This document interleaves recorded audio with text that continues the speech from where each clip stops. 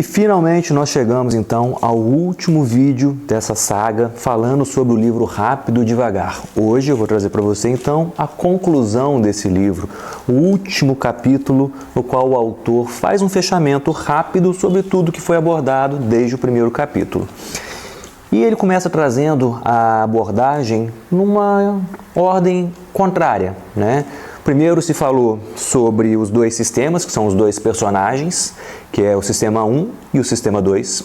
Depois ele falou sobre as duas raças, né, que seriam os Econs e os humanos. E por último ele falou dos dois eus.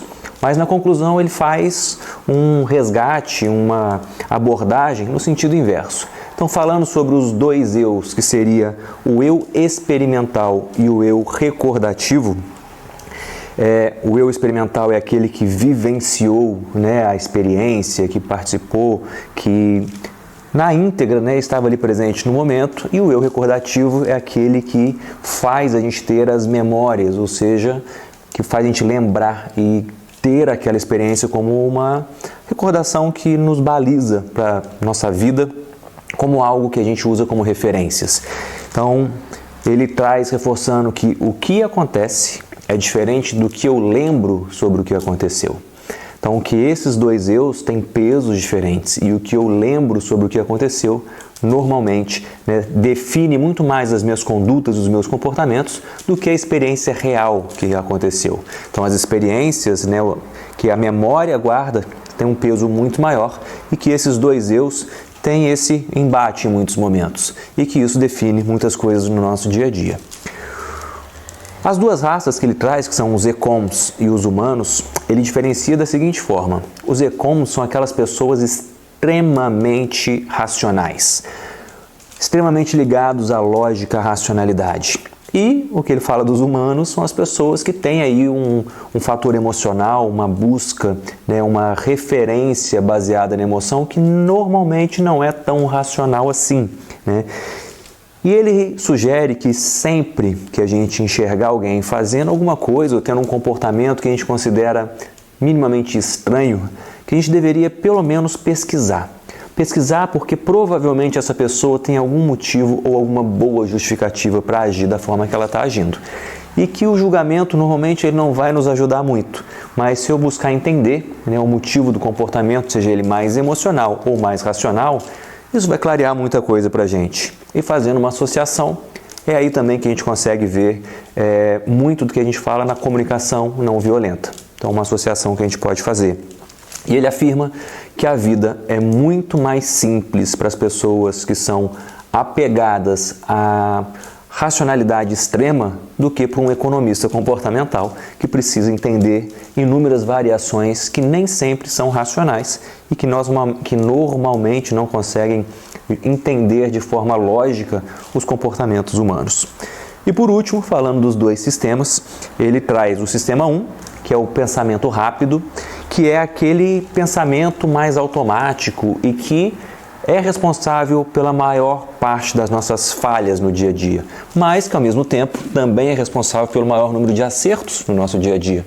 Então ele é o sistema que faz com que a gente haja de forma mais rápida, mais automática, menos racional, né? Mas que é o que domina o nosso dia a dia e é o principal foco de estudo desse livro. E o sistema 2, que é o pensamento mais lento, que é o pensamento mais demorado, é o pensamento preguiçoso, ou seja, aquele que não quer entrar em ação normalmente para não gastar muita energia do cérebro. Só que ele é estritamente e extremamente necessário, porque nem sempre a gente pode viver só dos impulsos, a gente em vários momentos precisa parar, racionalizar, pensar em alternativas de maneira mais concreta para poder tomar as nossas decisões ou até mesmo encontrar saídas que talvez o sistema 1 não está encontrando.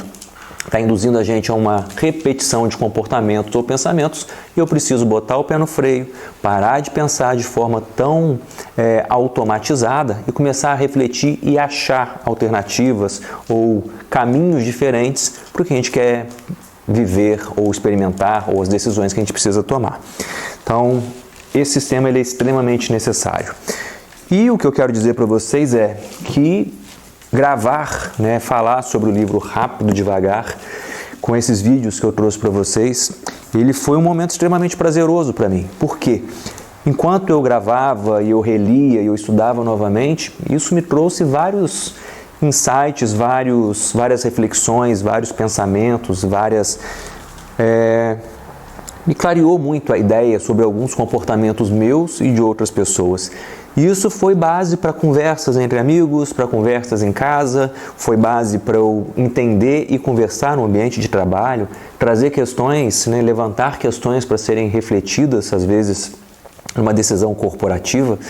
Então, junto com a minha equipe de trabalho, com amigos, então foi muito enriquecedor. A primeira vez que eu li o livro, eu fiquei extremamente impressionado e impactado com o conteúdo e agora refazendo esse exercício, ouvindo o audiolivro no carro quando eu ia trabalhar, revendo aqui as minhas anotações e as minhas marcações para trazer esse conteúdo para vocês, eu vi o quanto isso é enriquecedor no sentido de aprender coisas, concordar com coisas, discordar de outras coisas.